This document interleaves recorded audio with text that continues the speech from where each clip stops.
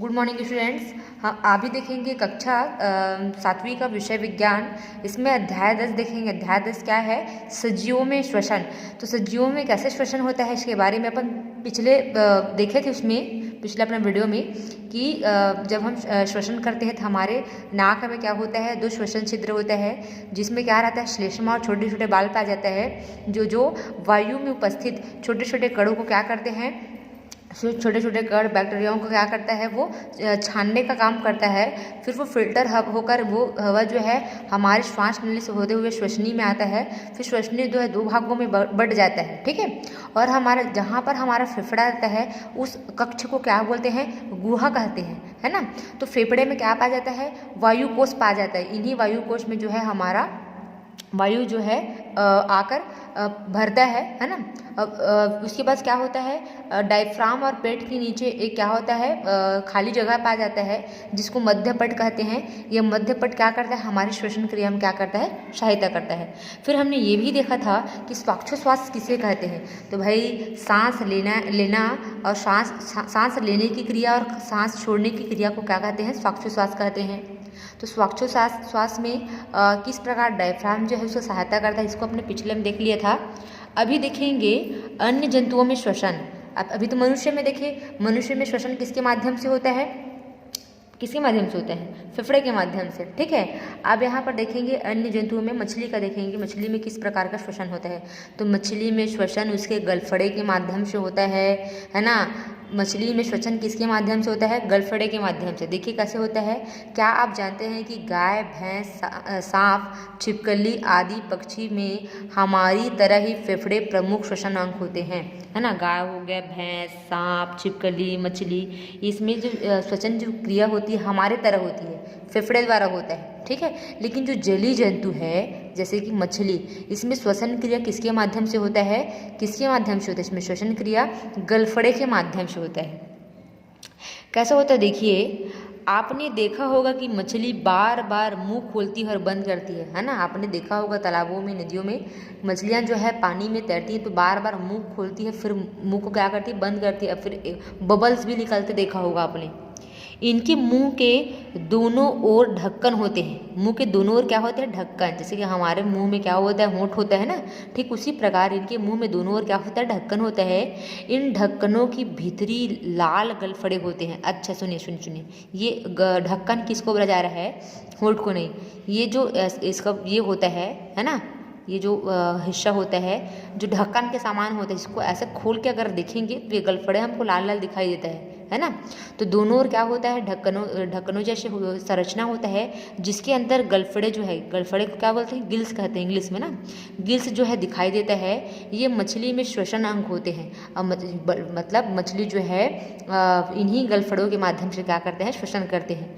मुंह से भीतर आया पानी जब इनसे होता हुआ बाहर आता है, मतलब मुंह से पानी को अंदर लेगा और मुंह से होता हुआ पानी जब इनसे होकर बाहर आता है तब क्या होता है, तब पानी में घुली ऑक्सीजन रक्त में मिल जाती है।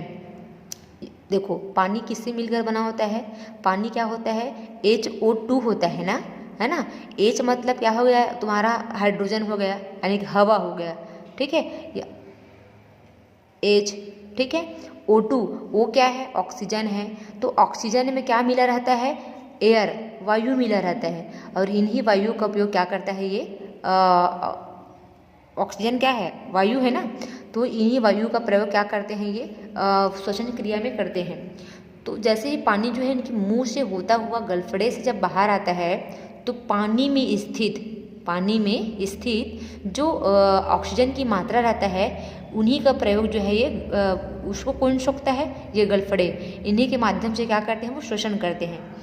घुली ऑक्सीजन रक्त में मिल जाती है, वह कार्बन डाइऑक्साइड पानी में छोड़ दिया जाता है। और फिर शरीर का जो कार्बन डाइऑक्साइड रहता है उसको किस में छोड़ दिया जाता है, पानी में, ठीक है। एक बार और समझिए, मछली में श्वसन की क्रिया कैसे होती है। मछली में श्वसन की क्रिया गलफड़े के गिल्स के माध्यम से होता है ना। इनके मछलियों के शरीर में दोनों ओर ढक्कन समान संरचना पाया जाता है। इन संरचनाओं के अंदर क्या मौजूद रहता है, गिल्स मौजूद रहता है। तो जैसे ही पानी जो है इनके मुंह के अंदर जाता है तो पानी में क्या उपस्थित रहता है, ऑक्सीजन। वही ऑक्सीजन गिल्स से होता हुआ बाहर आता है। तो जैसे ही गिल्स पर तक जाता है तो उसको क्या कर लेता है, अवशोषित कर लेता है, खींच लेता है। और उपस्थित जो मतलब शरीर के अंदर जो कार्बन डाइऑक्साइड मौजूद रहता है उसको क्या कर देता है, पानी में बाहर निकाल दिया जाता है। ठीक है।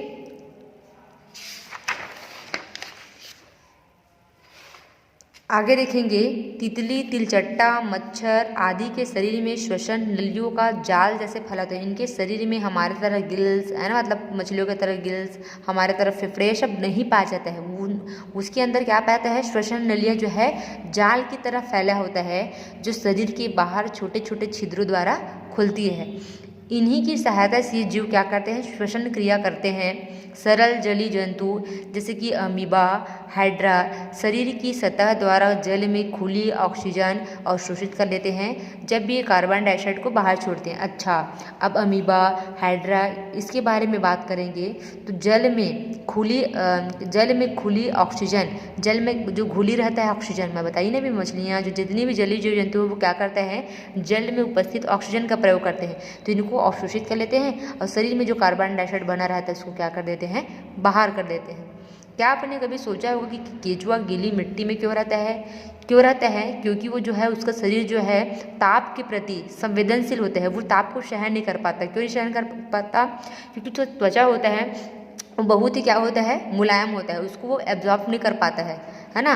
केंचुए में अलग से कोई श्वसन अंग नहीं होता है, इनकी त्वचा ही श्वसन का कार्य करता है। ठीक है, इनकी त्वचा पतली, गीली और छेदों वाली होती है जिससे ये श्वसन करते हैं, मतलब इनके श्वसन के लिए अलग सा नाक बना होता है ना, मतलब हमारे तरफ का कोई भी इसमें संरचना नहीं पाया जाता है। इनकी जो त्वचा होता है वो क्या होता है, बहुत ही मुलायम होता है और छिद्र युक्त होता है।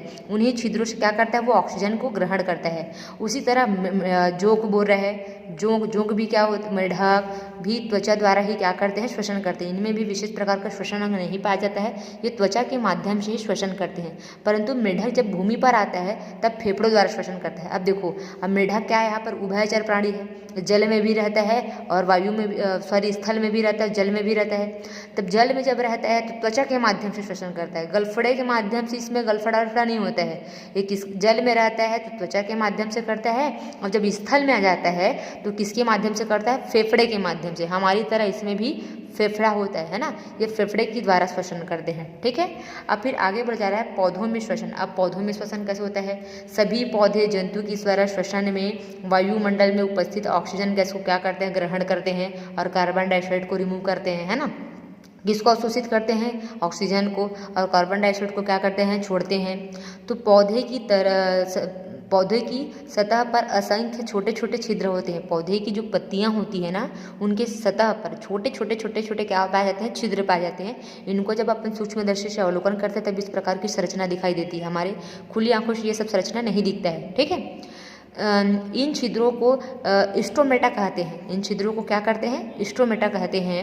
सामान्यतः पत्ती की निचली सतह पर, ये स्ट्रोमेटा कहाँ पाया जाता है, पत्ती की जो निचली सतह होती है जहाँ पे चिकनाहट पाया जाता है, ठीक है, उन पर ये रंध्र पाया जाता है।